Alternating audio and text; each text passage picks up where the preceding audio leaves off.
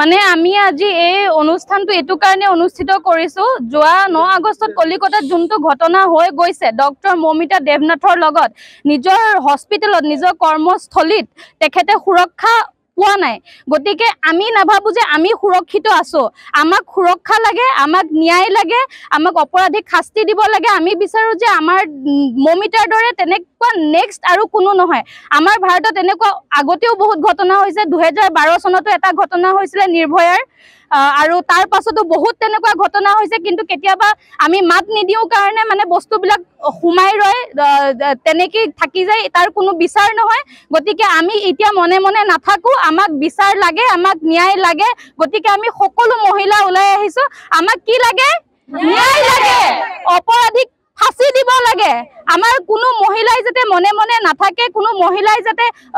মানে নিজৰ এনেকুৱা যদি হয় লুকুৱাই নাৰাখে আমাৰ অসমীয়া সমাজত কি হয় মানুহৰ ভয়ত সমাজৰ ভয়ত আমি বহুত কথাবিলাক লুকুৱাই থৈ দিও মনৰ ভিতৰতে ৰাখি থৈ দিও কেতিয়াও কাকো নকওঁ আমাৰ বদনাম হ'ব মানুহে কি ক'ব এনেকে বুলি ভাবি আমি সকলো কথা লুকুৱাই থওঁ গতিকে ইতিয়াবা তেনেকুৱা নহব আমি সকলো ঢিঙৰ বাখি এই কাৰণে ওলাই আহিছো যাতে এই ঘটনাটো আমাৰ অসমত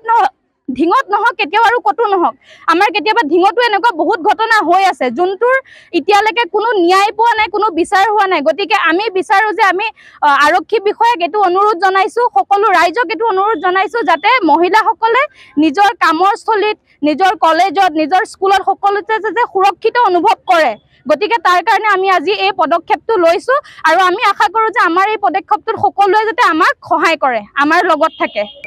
মানে আমি আজি এই অনুষ্ঠানটো এটো কাৰণে অনুষ্ঠিত কৰিছো যোৱা 9 আগষ্টত কলিকতাত যোনটো ঘটনা হৈ গৈছে ডক্টৰ মমিতা দেৱনাথৰ লগত নিজৰ হস্পিটেলত নিজৰ কৰ্মস্থলীত তেখেতে সুৰক্ষা পোৱা নাই গতিকে আমি নাভাবো যে আমি সুৰক্ষিত আছো আমাক সুৰক্ষা লাগে আমাক ন্যায় লাগে আমাক অপৰাধীক শাস্তি দিব লাগে আমি বিচাৰো যে আমাৰ মমিতাৰ দৰে তেনেকুৱা নেক্সট আৰু কোনো নহয় আমাৰ ভাৰতত এনেকুৱা আগতেও বহুত ঘটনা হৈছে 2012 চনতো এটা ঘটনা হৈছিল নিৰ্ভয়াৰ আৰু তাৰ পাছতো বহুত তেনেকুৱা ঘটনা হৈছে কিন্তু কেতিয়াবা আমি মাত নিদিও কাৰণে মানে বস্তুবিলাক হুমাই ৰয় তেনেকি থাকি যায় তাৰ কোনো বিচাৰ নহয় গতিকে আমি এতিয়া মনে মনে নাথাকো আমাক বিচাৰ লাগে আমাক ন্যায় লাগে গতিকে আমি সকলো মহিলা ওলাই আহিছো আমাক কি লাগে ন্যায় লাগে অপৰাধীক ফাঁসি দিব লাগে আমাৰ কোনো মহিলাই যাতে মনে মনে নাথাকে কোনো মহিলাই যাতে মানে নিজৰ এনেকুৱা যদি হয় লুকুৱাই নাৰাখে আমাৰ অসমীয়া সমাজত কি হয় মানুহৰ ভয়ত সমাজৰ ভয়ত আমি বহুত কথাবিলাক লুকুৱাই থৈ দিও মনৰ ভিতৰতে ৰাখি থৈ দিও কেতিয়াও কাকো নকওঁ আমাৰ বদনাম হ'ব মানুহে কি ক'ব এনেকে বুলি ভাবি আমি সকলো কথা লুকুৱাই থওঁ গতিকে ইতিয়াবা তেনেকুৱা নহব আমি সকলো ঢিঙৰ বাখি এই কাৰণে ওলাই আহিছো যাতে এই ঘটনাটো আমাৰ অসমত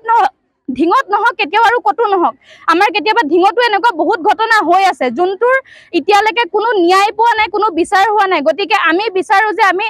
আৰক্ষী বিষয়াক এটো অনুৰোধ জনাইছো সকলো ৰাইজক এটো অনুৰোধ জনাইছো যাতে মহিলাসকলে নিজৰ কামৰ স্থলীত নিজৰ কলেজত নিজৰ স্কুলত সকলোতে যে সুৰক্ষিত অনুভৱ কৰে গতিকে তাৰ কাৰণে আমি আজি এই পদক্ষেপটো লৈছো আৰু আমি আশা কৰো যে আমাৰ এই পদক্ষেপটোত সকলোৱে যাতে আমাক সহায় কৰে আমাৰ লগত থাকে